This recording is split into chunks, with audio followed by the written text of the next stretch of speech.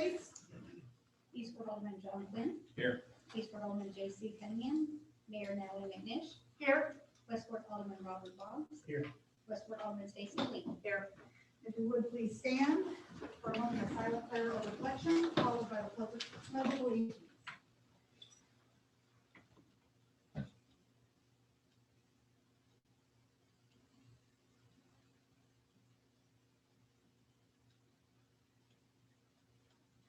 I pledge allegiance to the flag of the United States of America and to the republic for which it stands, one nation, under God, indivisible, with liberty and justice for all. All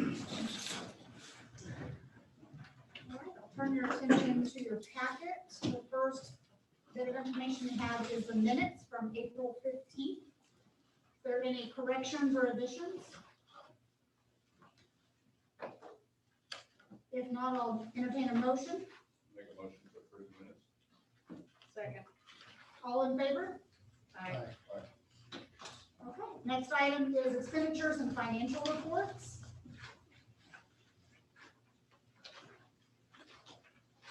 The significant items are on the memorandum there.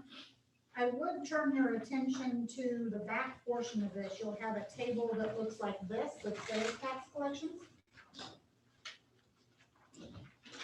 So one of the things that comes up just about every year in January and February is, oh no, our sales tax is not gonna be what we thought it was gonna be. And then in March, you're gonna see it rebound. This is because of the different filing statuses that are allowed through the Department of Revenue. So once we finally get around to where those revenue reports are hitting and they have actually dispersed money, the numbers eventually seem to float out. So we, as you can see there, we are on track. We should be at 25% of our budget. We're at 29 to, I think, 30 in a couple areas.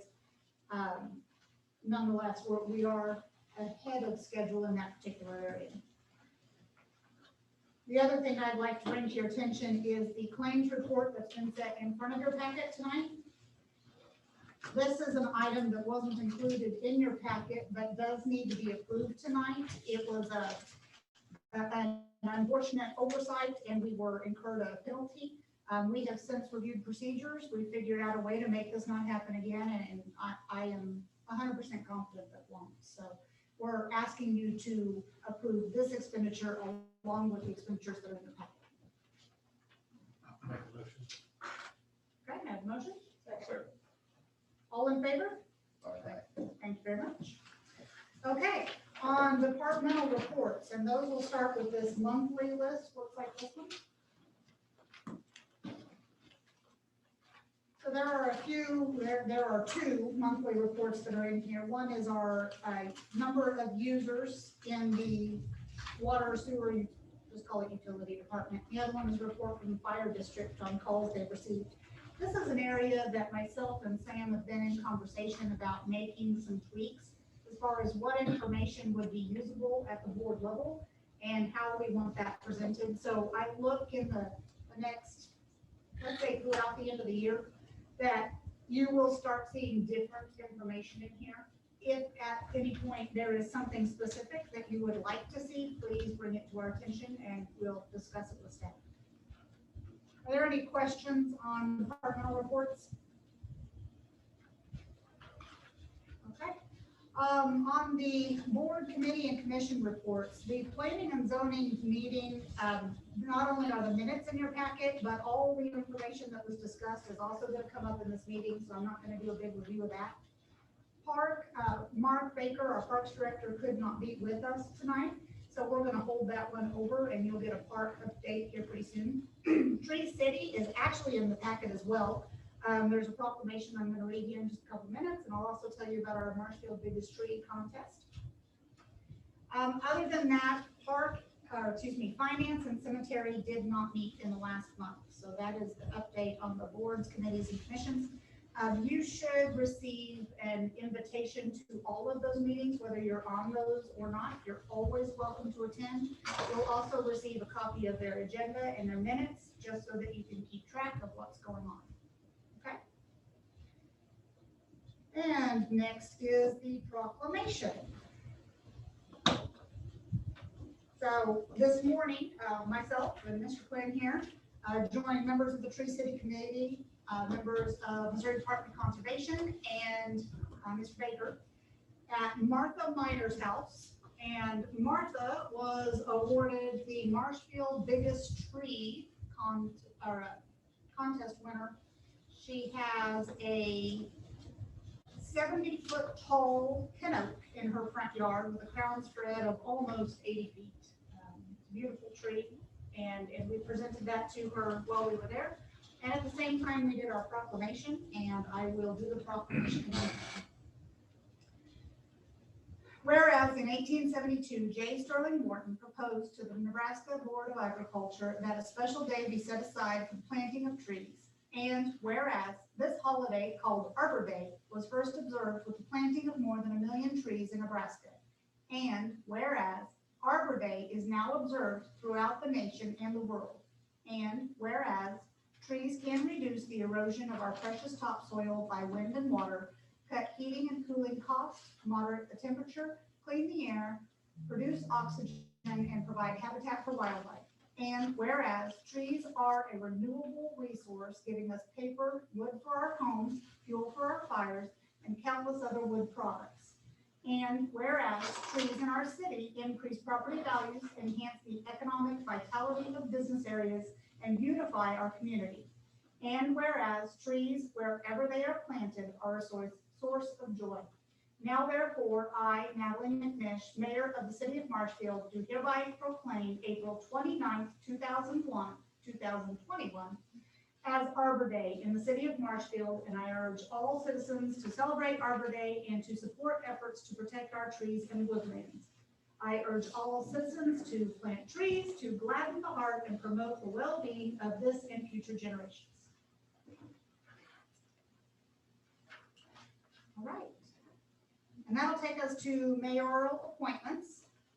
So I have one appointment to the Park and Recreation Board. I would like to appoint Nicholas Dunn to that seat, and it'll be a 3-year term. Need a motion? I'll make a motion to approve that. Second. All in favor? Aye. Thank you. And then we are establishing the appointed members of the Land Use Committee. So this is a new committee that will serve as a subcommittee under planning and zoning. There are what we will call staff representation, which includes myself, Sam, Rick, Scott Hansen, Dwayne Lavery, Jason Ray. And then in addition to that, I would like to appoint the following: Steve Decker, Chan Kruger, Kim Clift, Barbara Carroll, Leslie Thomas, Vicki Vance, Mike Henry, and Tim Lewis. Second. All in favor? Aye. Thank you very much. We have one left to go, and we'll get it to you as soon as we can. That takes us into unfinished business. First item on the agenda is an animal control breed-specific discussion. I will tell you that this is a discussion that was brought up and talked about on a couple meetings by the former board. Because of that, the direction that was given, I went ahead and told staff to not present. I wanted that discussion to happen here again, and then if we want more information, we most certainly can do that. So I'll open up that discussion. I cannot speak tonight. I would like to make a motion to postpone this specific issue till 1, we have a full board present, and 2, to give the 3 new members time to do their own research, decision making. It's Okay. not a knee-jerk decision to make. I'll second that. Okay, all in favor to table this, No, And- postpone. to postpone, sorry, to postpone? Aye. All right, next item up is the well and septic at 1281 North Buffalo. Sam? Yeah, I want to kick off the request, the person that made the request, Marcy is on here, so I can unmute her and get her on here as well. I do want to point out in my staff report, At the very, let's see, paragraph is it, it states that.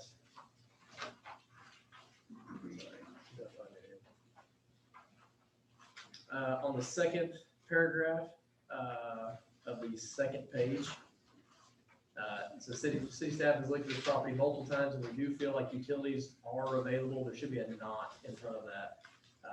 So utilities are, we don't feel like they are, we feel like they are not available. Let me clarify.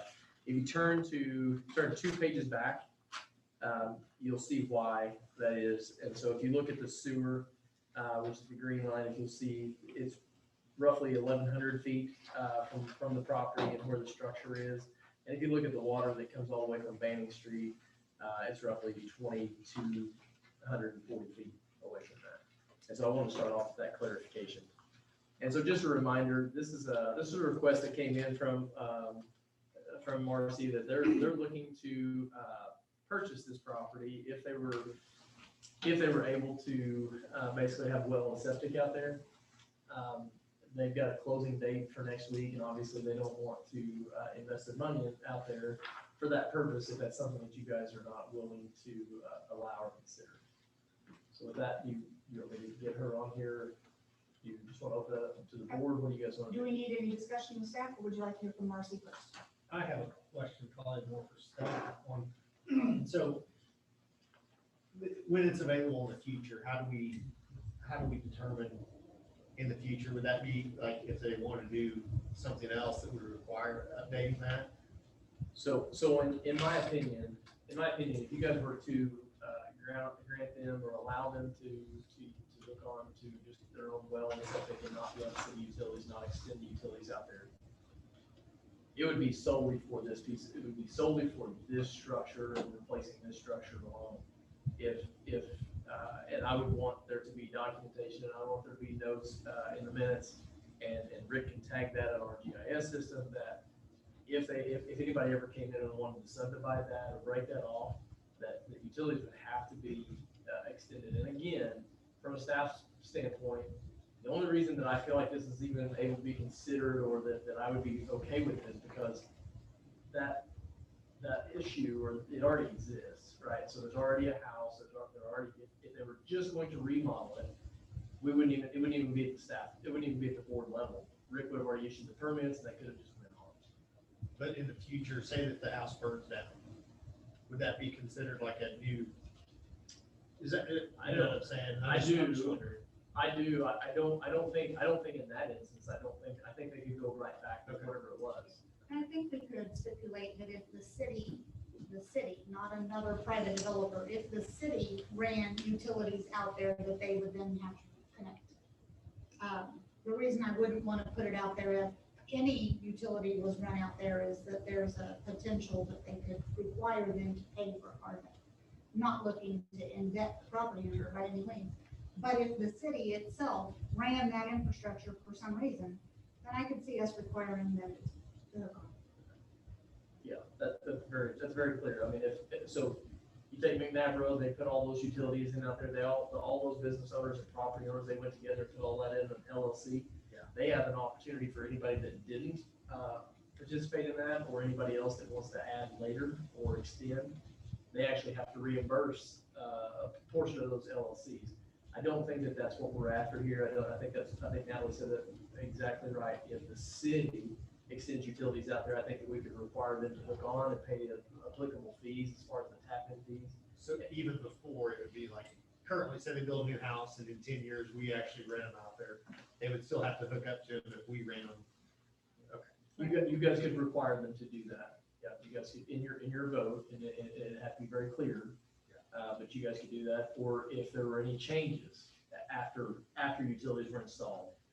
It's just gonna come down to whatever stipulations you guys put on there. They're making the request. You guys are determining availability by the code. And then, so within that, when you determine availability, you can put whatever stipulations that you want to on that for that future hookup, if you need to, if you feel like you need to. Any additional questions? And does that meet the possible owner's request, basically? I believe it does. My interpretation, and we'll get her on here in just a minute, is that they are wanting to tear the current structure down and rebuild a single-family residence. And that's why they're wanting to use the well and septic.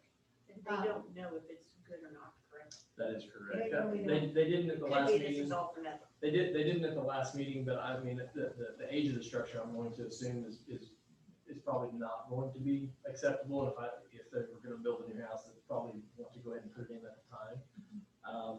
And so, but Marcy's on here and she can, Marcy, can you hear me? Can you hear everything okay on this end? You're still muted. Can you?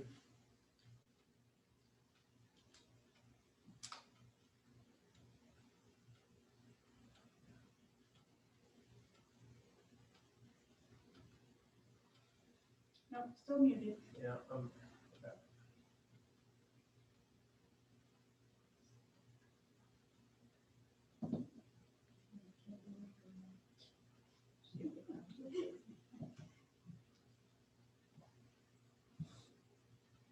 Give her just a second, and if she can't get that unmuted, then I'll get her on my phone. I'll put her on speakerphone. Okay. So Marcy, if you can hear me, I'll send you a message here too. If you can hear me, if this doesn't work, then you can give me a call. Looks like she's signing back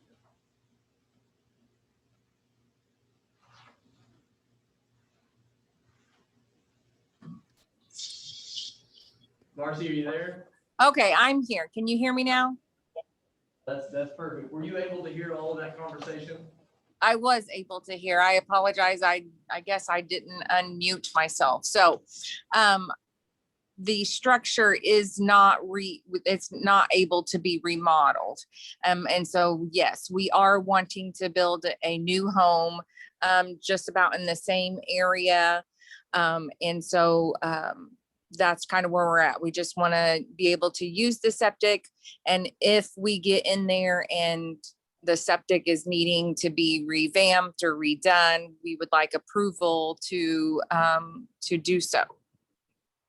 And Marcy, did you hear and did you understand that the board reserves the right that they can make that vote with the stipulation that if we run the utilities out there at a future date, that they, in their vote, they could require you guys to hook on to that? Okay, yes.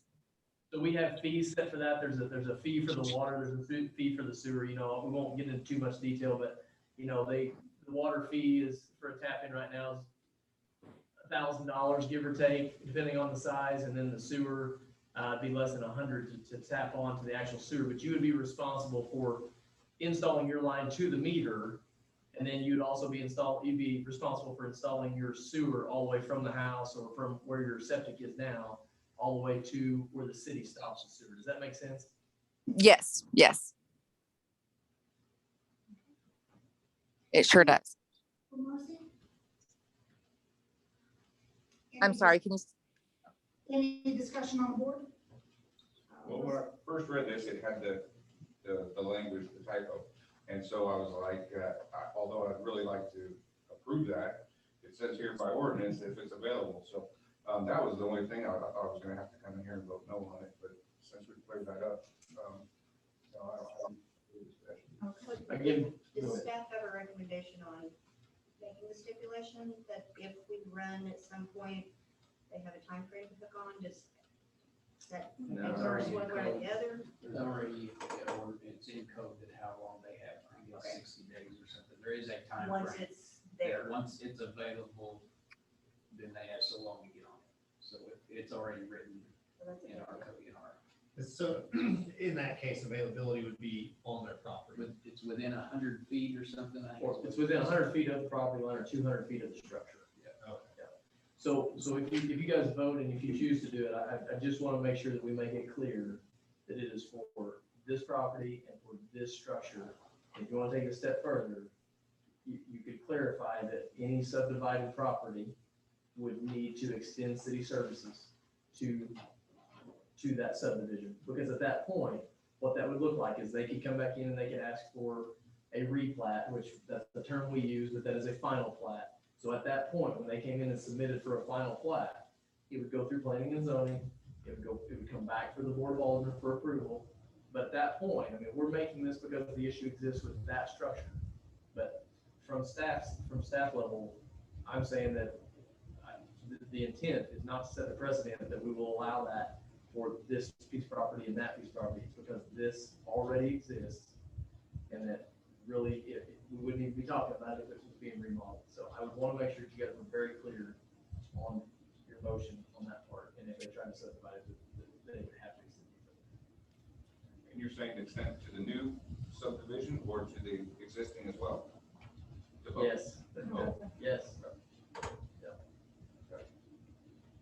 It's a safeguard so that we don't set that precedent, so that they don't, nothing against you, Marcy, but so they don't come in and they want to sell off 4 or 5 lots in there to make some of their money back, or they get in a pinch, they want to do that and divide that and develop it.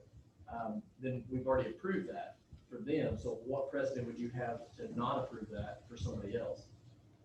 There's a lot of vacant land up and down through there that could come and ask you all for the same request, and they may very well do it, but there is only one other structure out there.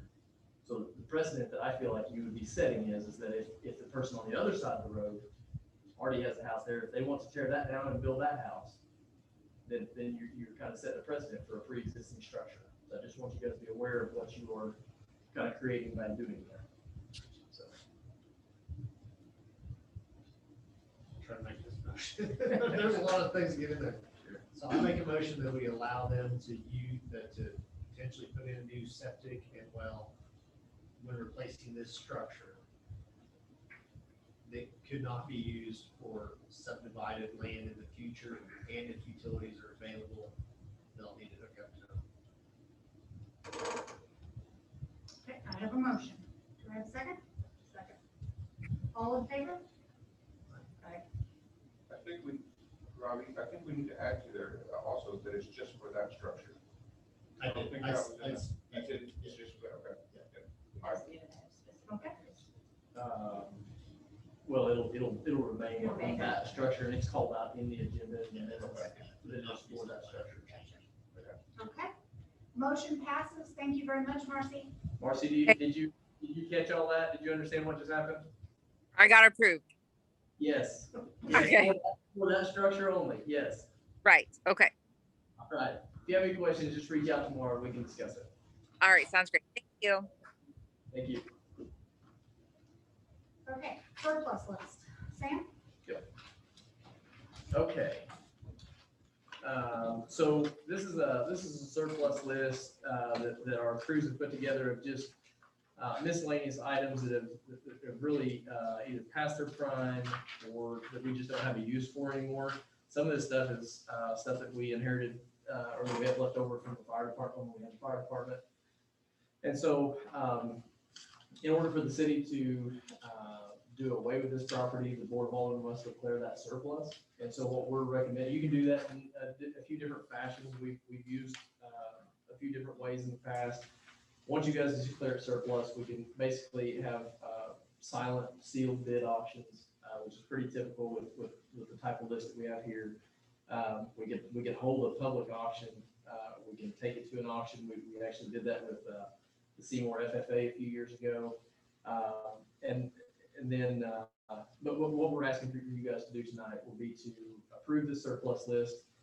From there, we'll make the list available. We'll set up a couple of different times and dates without creating a bunch of overtime for our guys. Try to hit that window of some through the day, and then a little bit maybe after a few hours after normal business hours for people to come and look at it. People will submit sealed bids for that, and then those bids will be turned into City Hall by a specific time and date. If they're not sealed, they won't be rejected. And then city staff will review those, and we'll put all that into a spreadsheet. We'll provide that back to the board for approval. And then you guys, at that point, you guys will have the option to approve or to not approve. If there's an item on there that you feel like should have brought more than what it was, or than what it did, you guys can approve everything but that item. But those will come back to you all for final approval. Okay. We'll open for discussion. Alderman Lee, do you have anything? I do not. Okay. Alderman Boss? No. Alderman Quinn? No. All right, I'll take a motion. Make a motion to approve the list favor? Motion passes. All right, next up is a resolution to amend the meeting times for committees, commissions, and boards. This was from our discussion at the last meeting. I'll read this quickly and then we can go on. This is a resolution to amend the meeting times for all committees and commissions of the City of Marshfield, Missouri. Whereas the City of Marshfield desires to maximize opportunities for its citizens to participate in the meetings of various city committees and commissions, whether as spectators, committee, or commission members. And whereas the Board of Alderman desire to amend the city's committees and commissions meeting times to accommodate the maximum participation of citizens of Marshfield. Now therefore be it resolved that the Board of Alderman of the City of Marshfield, that the members of each city committee or commission can set the start time of their meetings. Move to approve. Second. All in favor? Aye. All right, on to new business. Casey?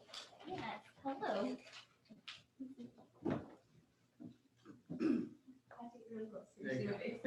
We'll go back a little bit. Thank you all so much for letting me come today. We at the Marshall Area Chamber of Commerce are planning the 4th of July parade, and I wanted to request approval for the parade route. It starts at the corner of Lynn and Locust, travels south on Locust to Washington, west on Washington around the square, ends at Madison and Pine, or Madison and Pitts, just wherever the vehicles can turn off safely. And then we would like to close the square from 6 a.m. to 2 p.m. for the activities around the square. And then at 2 p.m. we will open it back up to traffic. And then we would also like to have a food truck area on Marshall Street this year for overflow food trucks. I've been talking to the business owners, and I'll make sure that they approve us using their parking spot. But we would like to close down Marshall Street between Madison and Jackson for extra food trucks. Okay. On discussion for this, Alderman Box? I don't have anything. Okay, Alderman Quinn? No, I don't. Alderman Hook? All right, I'll take a motion to approve. Second.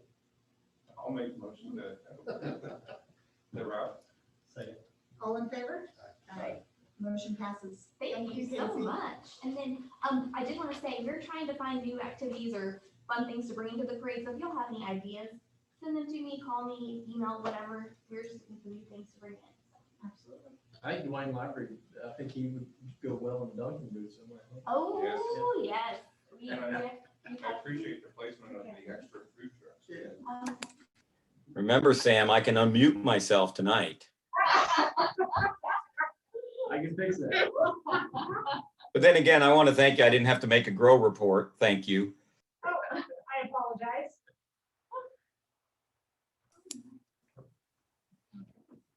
Thank you, Katie. Yeah, thank you all. I'll finish watching this tomorrow at work. Have a good day. I did skip the grill report, so we'll go back to that. Also on the Independence Day parade route, so it is tradition that right up in front of this thing, right behind Doug, is well, a few other people, but is the mayor's. The mayor's supposed to ride in front of the parade. Last year, I tried to get everybody to ride with me. I like the team approach, and so this year I'm going to be reaching out to the 4 of you and trying to get something put together to where we'll all represent the city as one.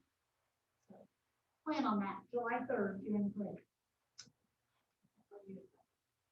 On unicycles, yes, it's a work in progress.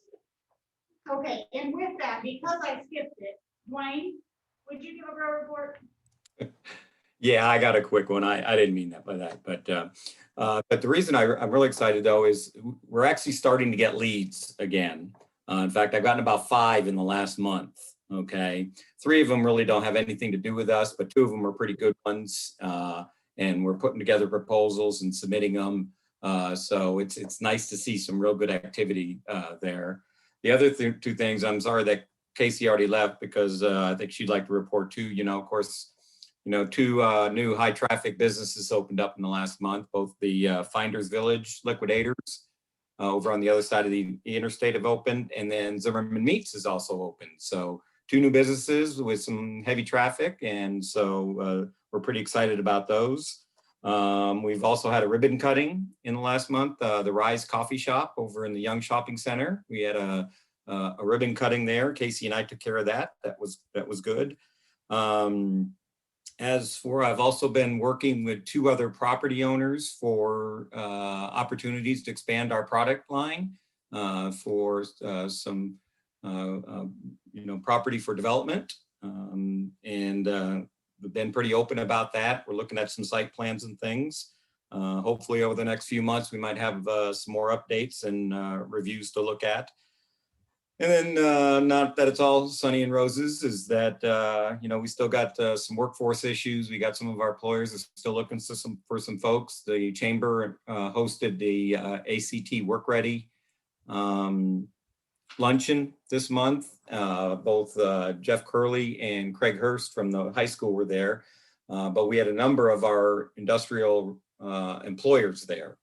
And they were basically saying the same thing at, they're looking for bodies, they're looking for people. And so I think connecting them with Jeff and Craig and the ACT program, the work keys, hopefully we can start picking up a few more folks for them.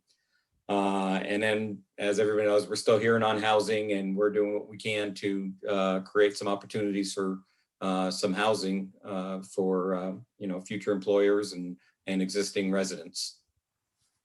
Dwayne, anytime we get a chance to plug it, right? I mean, we're still kind of struggling on the LMI survey. Still haven't had a little bit of progress, but I'll tell you, we had a donation made to give some incentive. And so we're going to be putting that out and getting some information out on that. Trying to market that a little bit, just to make it a little more appealing, see if we can get some better response. Would you add anything to that, Dwayne? No, I think that's right. I think, we're looking at another mailing, and this time the mailing will talk about the drawing and the opportunity for that. And I have a feeling we'll have a much better response. But yeah, still overall, we're a little disappointed. We wish it was moving along forward. I've got a meeting with Brandon tomorrow. I'm going to talk to him about a couple items. So hopefully I'll have another update next month. I mean, the last resort is to go knocking on the doors, right?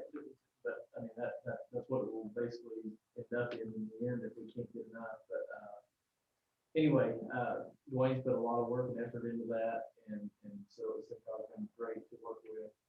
It's just really tough for responses. So hopefully that puts an incentive in there, whether that be gift cards or gas cards or whatever that might be. We're pretty fortunate to get a donation to be able to try to do something like that. Is everybody familiar with the LMI and what we're trying to achieve? I feel like I should have. Okay. That's all right. Remember the. It's a low and moderate income survey. Yeah. So a lot of grants are based on the average income for our area. Unfortunately, using the census data, we become ineligible for a lot of these grants. It's not that we really believe we are ineligible, and so that's the reason GROW has moved forward with the opportunity of having the survey done, but we have to receive, Wayne, is it 80%? We have to receive 80%. We're at 25? I'm sorry? We're at 25 right now? Give or take, it's a Well, little. we're a little over that. We've got of the surveys that were sent out, we've got 25% of them back, but we've got to get 80% of, so. We're almost 1/3. We're almost 1/3 of the way there, actually. 500 million out back. Yeah. So we gotta get 80% of those to come back in. Based on the incomes that have been reported in the 25, we would qualify for many of these opportunities. And those opportunities aren't just for us, but they would even extend to the schools that we could help with this. There is a lot of money that could be used for a lot of things. This is our connection into the water sewer. This is connection into CDBG, which does numerous projects on various different modalities and issues. So it will open a whole new world of possibilities for the city, but we've got to get more sure that And our grants, obviously, they're always competitive, right? But the thing about the CDBG grants are, there's a lot of money set aside for the community, on block grant. And, the interesting thing about CDBG grants, so they're the only ones, so they can be used towards a match. So, a lot of times you'll see us bring, grant opportunities for you throughout many different departments. And so they're usually a 60-40 or a 70-30, 80-20 really. So basically, we still have to put in 20%, they put in 8. The thing with being eligible for CDBG grants, like I said, it's a grant, so it's competitive, but the CDBG money can actually go towards our match.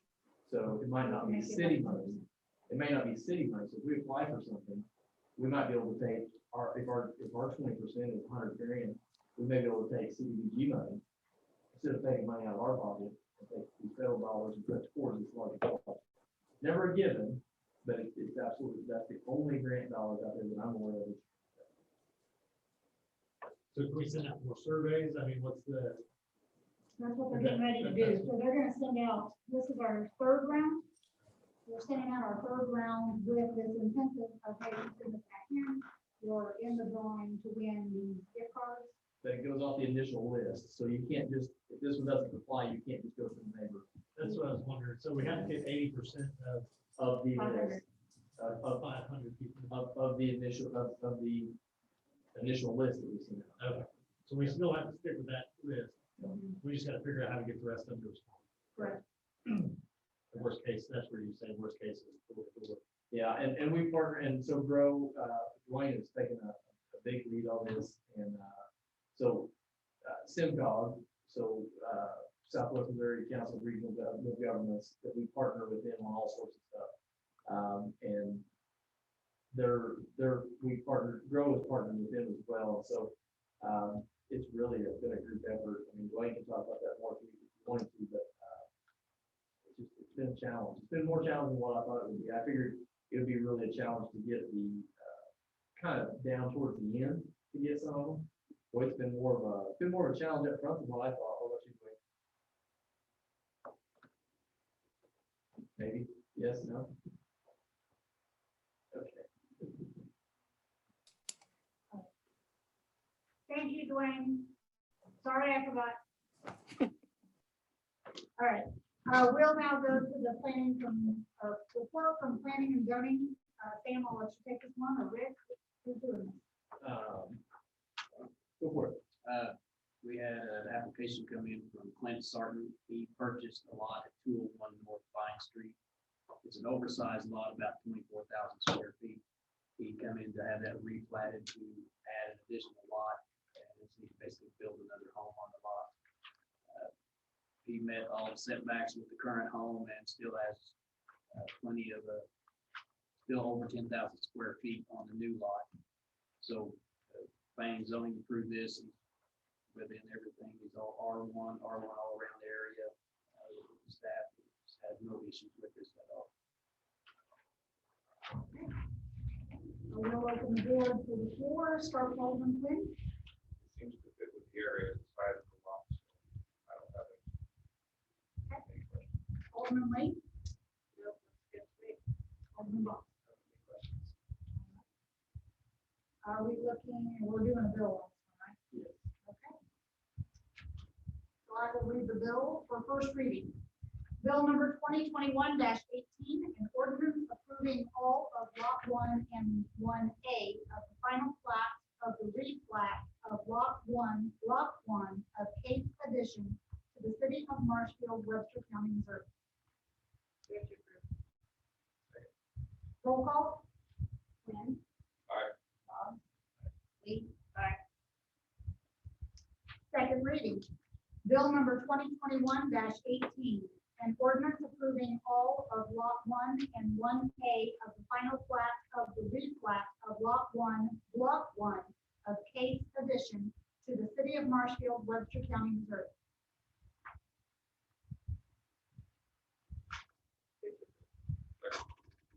Roll call. Quinn. Aye. Bob. Aye. Lee. Aye. Motion passed. Next item we have on the agenda is a board meeting on, currently scheduled for May 27th, 2021. I didn't say that right eventually. Deciding as to whether or not we want to hold, change, or cancel. I will be in Arizona at that time, and you will be in Florida, South Carolina. Okay, you'll be in South Carolina. So there is still 3 aldermen available, and your pro temp is able to serve. But if we would like to postpone or reschedule or skip, all of those are options. I'd like to ask staff if you have any preference. I would probably say to, I would probably say to postpone or cancel, the meeting, and if something comes up, where we have to have a special meeting, then I think we can call that, according to the timing. I don't foresee anything, we don't have anything on our board yet, for that meeting. So if something comes up between now and then, we just communicate with you and do so accordingly. Okay. I'll open it to the floor. Alderman Lane. Staff says it's fine. Alderman Box. Alderman Quinn. Okay. Do you prefer a motion on this or? Second? I'd probably say do it in the motion to cancel it, and not Okay. otherwise meeting. I'll take a motion to cancel. I'll make a motion to cancel that meeting. 27th. All in favor? Aye. Thank you. All right, and last but certainly not least is our bill to officially hire Sam Roast as our city administrator. Is there any discussion on this item? We'll start with Alderman Ball. No. Okay, Alderman Quinn, No discussion. Alderman Lee? Absolutely not. Well, then I will happily read this bill. Bill number 2021-19, an ordinance authorizing the mayor to sign an employment agreement between the City of Marshfield and Sam Roast for the position of city administrator. Move to approve. Second. Roll call. Quinn. Aye. Boggs. Aye. Lee. Aye. Second reading. Bill number 2021-19, an ordinance authorizing the mayor to sign an employment agreement between the City of Marshfield and Sam Roast for the position of city administrator. Motion to approve. Second. Roll call. Quinn. Aye. Boggs. Aye. Lee. Aye. Fantastic. Last item on our agenda tonight is future agenda items. I have nothing to carry over from our current agenda. Is there anything specific from the board to add? Okay, hearing none, I'll entertain a motion to adjourn. Second. All in favor? Aye. Good night, everyone. Thanks, Dwayne. The, phone number on that? They don't match. Does that matter? Mine says 2020, 29. Yeah. And you were reading The agenda here